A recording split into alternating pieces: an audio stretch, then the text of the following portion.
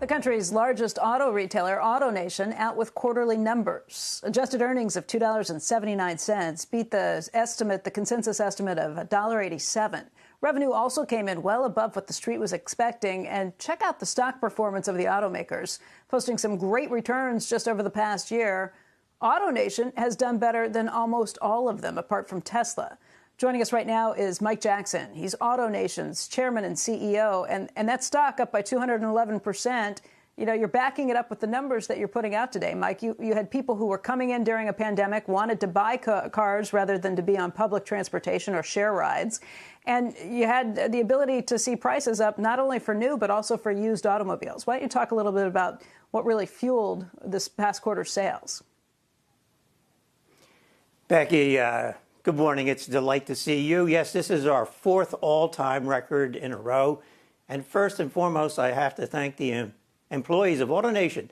Imagine through this entire pandemic, 95% of our employees put on their mask in the morning and came to work and took care of customers. That's a phenomenal performance on their part, and I'm forever grateful. And as you recall, a year ago, I said I felt a seismic shift towards personal transportation, towards personal space in the home.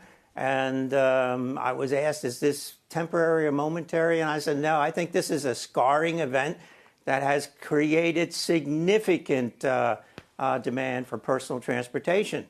And you see that numbers here now in our record first quarter. I mean, revenue was up 27% year over year. Gross profit is also up 27%. And we took down costs with our digital capabilities by 1,000 basis points, going to 73% SG&A as a percent of gross to 63%, resulting in a tripling of our EPS this quarter over the prior year. So an incredibly performance for 4 straight record quarters.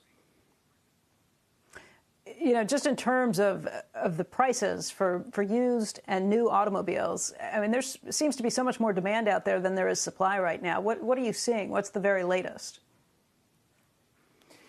So there's no question that the headline, Becky, is more demand than supply.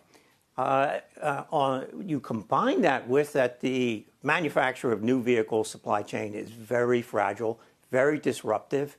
And we thought we were well on our way to working our way through the pandemic, and now we've been hit with this chip crisis, which again is not going to get solved in the near term. I think it's we're well into the rest of this year and into next year with the supply chain on new vehicles disrupted. Now, what we've done at AutoNation, considering that challenge, is that we've significantly increased our purchases of pre-owned vehicle. And we increased our pre-owned volume by 28% this quarter compared to the prior year. And we have this acquisition ability where we're taking vehicles not only on trades, but buying them off lease from manufacturers and buying them directly from consumers, that we source 90% of what we present at retail internally. So it's a core capability of AutoNation. Then on the new vehicle side, we also adjusted our front-end gross slightly from 4% to 6%, considering the restraints on new vehicle supply, and then, of course, our cost basis. But AutoNation has this combination of we build a brand coast to coast with a great customer experience, tremendous customer satisfaction, combined with a digital platform that we built, that we went through an investment period in 14, 15, 16 that we all discussed. And when the inflection point came on digital, it was just at the time that all our tools, proprietary tools, came online, which gave us an ability to perform in the marketplace and an ability to take out costs that's put us in the rather remarkable position we are at the moment. Shepard Smith here. Thanks for watching CNBC on YouTube.